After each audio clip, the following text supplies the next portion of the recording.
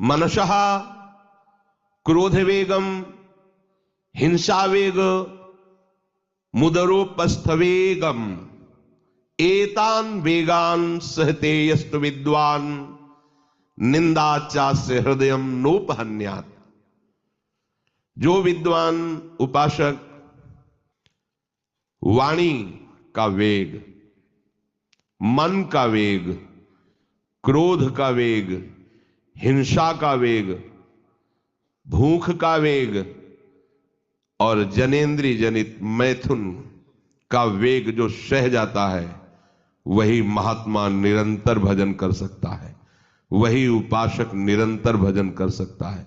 नहीं, यही वेग आकर उसके भजन में अंतराय पैदा कर देते हैं। ये वेग वाणी का, मन का, क्रोध का, हिंसा का, उदर का, उपस्थ का यदि आप नहीं सहन करते तो ये आपके भजन में बाधा डाल देंगे, निरंतर भजन नहीं होने देंगे। दूसरा, निरंतर भजन करने में जो प्रभु कह रहे हैं आसीत मत्परा, मेरे परायण होकर भजन करो। अब इन वेगों से बचकर क्यों भजन में चलता है तो उसके अंदर एक बात आने लगती है, मैं अच्छा भजनानंदी हूं। जहां ये बात आई तहां वो दूसरों जो वैष्णव है, महतजन है, महात्मा जन है, वो टीका टिप्पणी करने लगता है उनकी। ये होता है। अपने में श्रेष्ठ भाव आने पर दूसरे साधकों की, वैष्णवों की, महापुरुषों की, महतजनों की वो टीका टिप्पणी करने लगता है। ऐसा क्यों, ऐसा, ऐसा क्यों, ऐसा। ये आपके भजन को ही रोक देगा। निरंतर भजन चलने की तो बात जाने तो भजन से ही विमुख कर देगी ये वृत्ति। ये 6 बातें संतों के प्रति नहीं करनी चाहिए। वो वेग सहो और ये बात भूलकर अपनी वाणी पे न लाओ। बास निरूपण,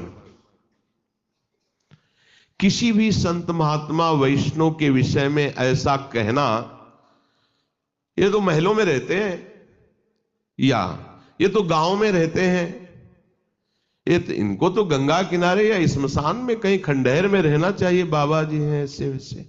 वास निरूपण करना। तभी जब अहम जागृत होता है तो संतों की प्रति टीका टिप्पणी शुरू हो जाती है। वास निरूपण, किसी भी संत महात्मा वैष्णव के प्रति उसके वास के विषय में बोलना।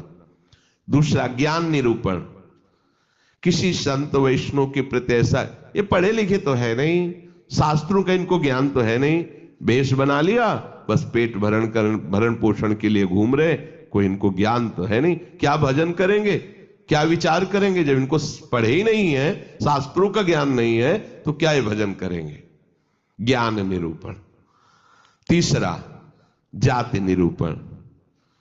अच्छा, ये अमुक जाति के हैं, हाँ, तभी चाहे जितना बेस रख ले, नीच जाति का तो नीचे जाति का रहेगा ना। ऐसा महान अपराध, ऐसा सोचना, ऐसा बोलना, ऐसा देखना, ये महत अपराध है। और ये हम लोग ध्यान नहीं देते, फिसल जाते हैं।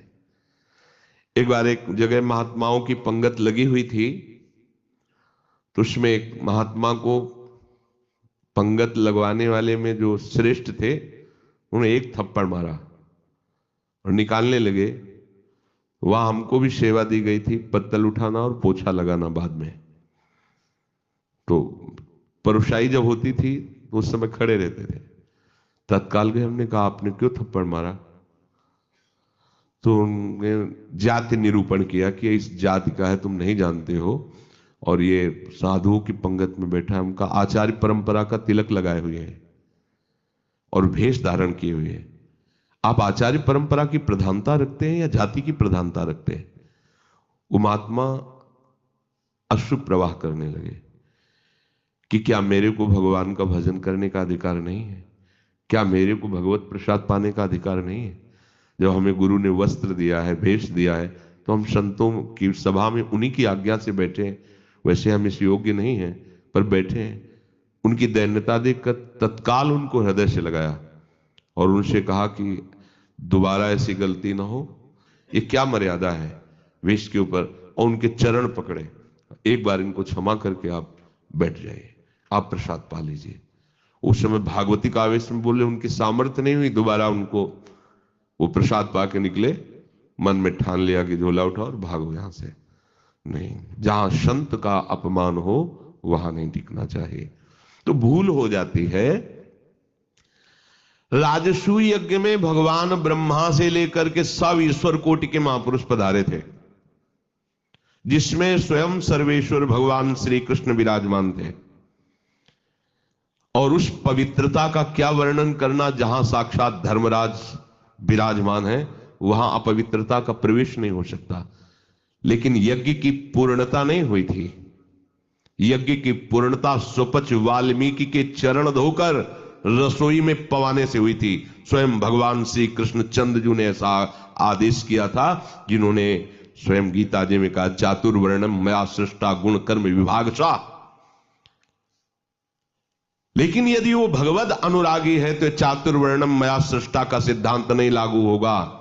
भगवान व्यास देव जी कह रहे, अहो वत्सो पचतो गरीयान यज्जिभ्यागे वर्तते नाम तुभ्यम।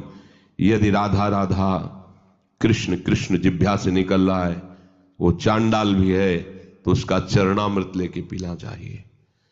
इसलिए हरिराम व्यास जी कहते हैं, व्यास मिठाई विप्र की तामे लागे आग, वृंदावन के स्वपच की जूठन खाइए मांग।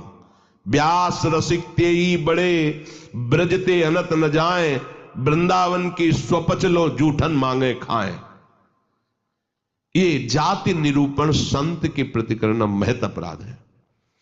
और ये जब जाति का अभिमान बना हुआ है तो भगवत दासत्व का अभिमान कैसे आ सकता है। किसी भी मार्ग में हो, आगे चल करके सब लय हो जाता है। ये देहाभिमान के अंतर्गत आता है। देह ही तो जन्मी है जाति में, ये स्वरूपाभिमान थोड़ी है, ये देहाभिमान ही है। इसलिए वैष्णव के सबके एक ही गोत्र है, अच्युत गोत्र।